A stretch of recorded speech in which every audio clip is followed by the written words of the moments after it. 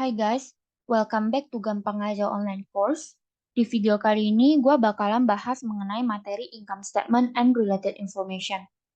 Kita langsung aja ya ke pembahasan materinya. Yang pertama, kalian pastinya perlu tahu apa sih itu income statement. Income statement itu adalah laporan yang mengukur keberhasilan operasional perusahaan untuk periode waktu tertentu.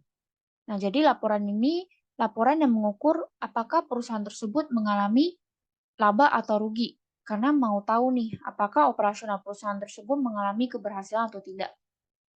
Nah, karena kita mengukur laba atau rugi, income statement disebut sebagai laporan laba rugi. Bahasa Indonesianya ya. Nah, kemudian laporan ini adalah laporan yang pertama kali dibuat dari 5 laporan keuangan yang ada. Jadi financial statement atau laporan keuangan itu ada 5 guys. Dan income statement itu adalah laporan yang pertama kali dibuat. Jadi kalau misalkan income statement belum dibuat, maka laporan keuangan selanjutnya ya juga tidak bisa dibuat ya guys. Nah, income statement itu juga biasanya disebut sebagai statement of income, statement of earnings, atau bisa juga statement of profit or loss and other comprehensive income. Nah, jadi biasanya untuk sesuai regulasi IFRS itu sebutannya kalau bahasa Inggrisnya ya, itu udah bukan income statement, tapi statement of profit or loss and other comprehensive income. Oke, next kita sekilas ya mengenai kegunaan income statement.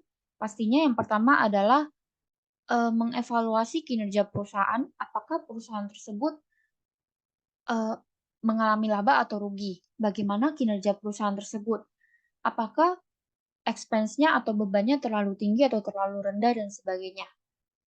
Selain itu juga income statement berguna untuk memprediksi kinerja masa depan serta menilai risiko atau ketidakpastian. Next, kalau ada kegunaan pasti ada keterbatasan. Yang pertama adalah income statement itu pos-posnya tidak dapat diukur secara akurat dan tidak dapat dilaporkan. Lalu juga labanya itu dipengaruhi metode akuntansi yang digunakan serta pengukuran labanya itu melibatkan estimasi. Oke, ini sekilas ya mengenai limited dari income statement itu sendiri. Next, kita akan bahas mengenai komponen dari income statement. Kalau biasanya di pengantar akuntansi, kalian bakalan lihat income statement yang hanya menjabarkan revenue dikurang sama expense. Nanti dapat net income atau net loss, gitu kan. Nah, kalau misalkan di intermediate itu kalian komponennya tidak hanya dua komponen tersebut, tapi ada banyak komponen lain yang perlu dijabarkan ya, guys. Nah, di sini ada contoh laporan income statement-nya ya, laporan laba ruginya. Yang pertama itu adalah komponen revenue ya, kayak biasa pendapatan itu bisa dari sales, sesuai dengan perusahaan tersebut bergerak di bidang apa. Nah, kalau di sini contohnya itu adalah perusahaan dagang ya, guys. Jadi, contoh revenue-nya itu adalah sales revenue. Kemudian ada COGS. COGS ini merupakan biaya ya, cost. Lalu ada expense. Expense itu ada selling and marketing expense serta ada general and administrative expense. Kalau selling ya berarti berhubungan dengan penjualan dan marketing-marketing perusahaan. Beban-beban yang dikeluarkan perusahaan untuk kegiatan penjualan, kegiatan marketing, pemasaran, dan lain-lain. Kalau general and admin expense ya berarti beban-beban yang dikeluarkan perusahaan untuk kegiatan administratif perusahaan tersebut. Next ada other expense. Other expense itu adalah beban yang tidak termasuk ke dalam selling dan general ya guys.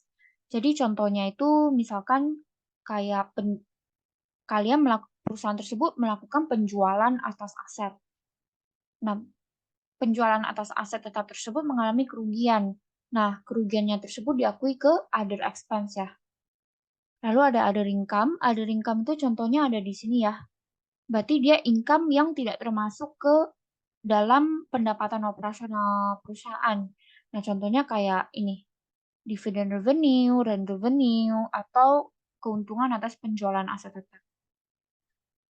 Next ada interest expense atau beban bunga, ya kayak biasa ya, berarti kalau beban bunga ya berarti beban bunga atas bonds atau notes yang di-issue sama perusahaan. Lalu ada tax expense atau beban pajak. Ya, beban pajak berarti beban atas pajak yang harus dibayar oleh perusahaan. Lalu ada discontinued operation. Discontinued operation itu apa sih?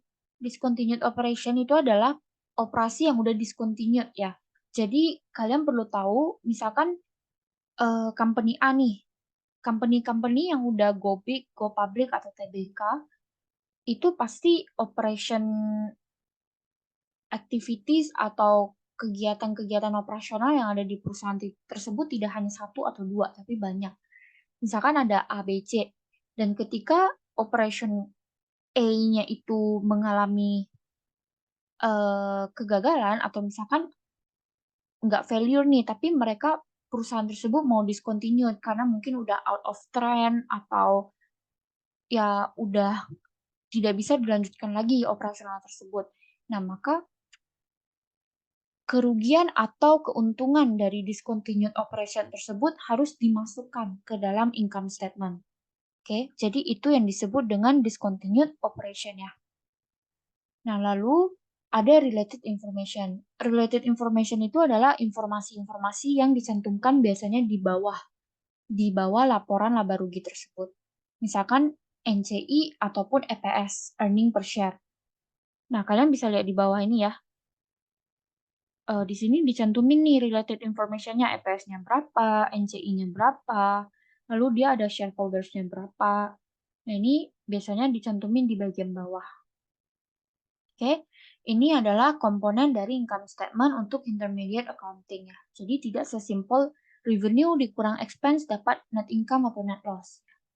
Jadi ini udah more advanced, more intermediate yang bisa kalian lihat. Next, ini adalah comparison between income statement dengan metode perpetual dan periodik. Bisa kalian lihat ya, sebenarnya basically perbedaannya itu hanya ada di COGS-nya saja. Kalau perpetual ya karena dia pada saat daily atau everyday transaction-nya itu sudah mengakui COGS, maka dia bisa langsung mencantumkan nih, berapa sih nilai COGS-nya.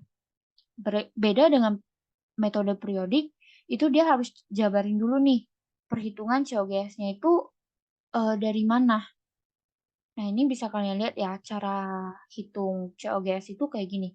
Jadi, beginning inventory-nya itu berapa, kemudian kalian cari net purchase-nya itu berapa. Nanti kalian tambah, kalian dapat good available for sale ya, segini. Nanti kalian kurang sama ending inventory, kalian dapat COGS-nya segini. Oke. Net purchase ya kayak biasa ya, purchase ditambah beban ongkirnya berapa, freight in ya, yang ditanggung sama pembeli, kemudian kalian kurang purchase discount dan purchase return and allowance, kalian dapat net purchase. Oke. Nah, ini adalah contoh income statement metode perpetual dan metode periodik.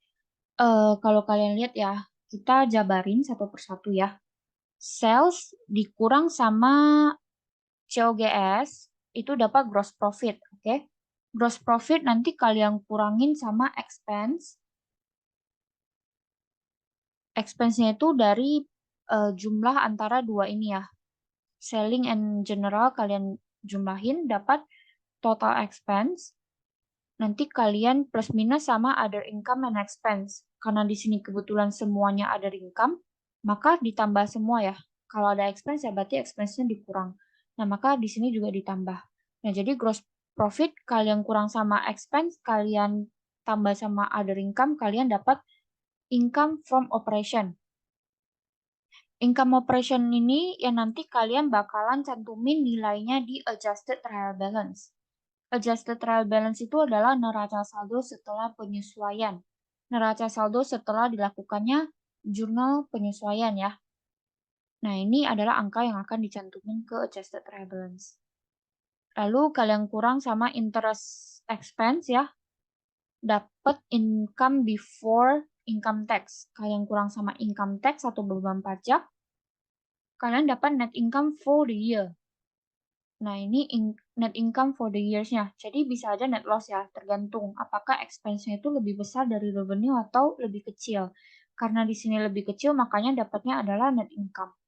Nah, ini untuk additional information atau related information-nya ya, yang dicantumin di bawah.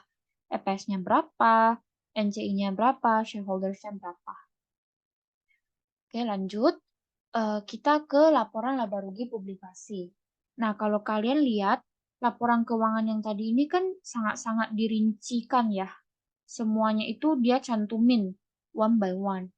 Nah, somehow beberapa company itu ingin laporan keuangannya itu lebih singkat agar para user atau para pengguna laporan keuangannya itu bisa lebih mudah untuk melihat laporan keuangannya. Jadi terkadang itu misalkan saya nih pengguna laporan keuangan, sebenarnya saya nggak perlu tahu admin expense-nya itu ada apa aja sih di perusahaan tersebut. Yang pengen saya tahu itu adalah totalnya aja langsung gitu. Nah, terkadang ada beberapa pengguna laporan keuangan yang seperti itu. Makanya ada laporan laba rugi publikasi yang tidak dirincikan langsung di income statement-nya. Nah, caranya gimana? Caranya biasanya mereka adalah merincikan di note ya. Misalkan ini selling expense nih. Dia rinciin nih si note D. Nah, biasanya note-nya itu ada di bawah. Nah, dia jabarin selling expense $453 sekian ini tuh dari mana aja? Dari akun-akun ini. Oke. Nah, ini yang disebut dengan laporan laba rugi publikasi. Next, kita lanjut ke other comprehensive income atau biasanya kita sebut dengan OC. Biasanya income statement itu kan kalian hanya lihat sampai sini ya. Net income for the years. Nya itu berapa? Nah, kalau misalkan perusahaan tersebut kegiatan operasionalnya itu ada yang berhubungan dengan atau mempengaruhi ekuitas, itu akan ada OC. OC itu contohnya ya kayak gini, gain or loss atas misalkan forex, atau misalkan ekuitas non-trading, atau unrealized. Nah, itu masuknya adalah ke OC ya. Nih, bisa kalian lihat ya. Oke, nah ketika kalian sudah tahu nih OC-nya itu berapa, kalian plus minus ya. Kalau gain ya di plus, kalau loss ya di ini ya, di minus. Nah, itu nanti net income kalian plus minus sama OC, kalian akan menghasilkan yang namanya comprehensive income.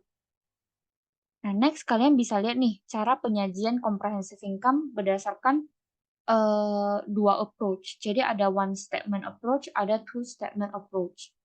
Kalau one statement approach ya namanya itu kalian harus ganti jadi statement of comprehensive income. Kenapa? Kenapa sih bukan income statement lagi? Ya karena hasil akhirnya itu comprehensive income guys, bukan net income atau net loss lagi. Makanya laporannya itu namanya jadi statement of comprehensive income. Ini untuk one statement approach. Kalau two statement approach ya pertama-tama kayak biasa ya, kalian jabarin income statement-nya dulu. Jadi kalian tidak merubah nama laporannya, baru kalian di bawahnya itu cantumin statement yang satu lagi yaitu comprehensive income statement. Berarti kalau yang ini hanya net income kalian plus minus sama OC. Dan nanti kalian dapat comprehensive income. Seperti itu. Thank you so much for watching this video. Semoga kalian ngerti ya sama penjelasan yang udah dibawain.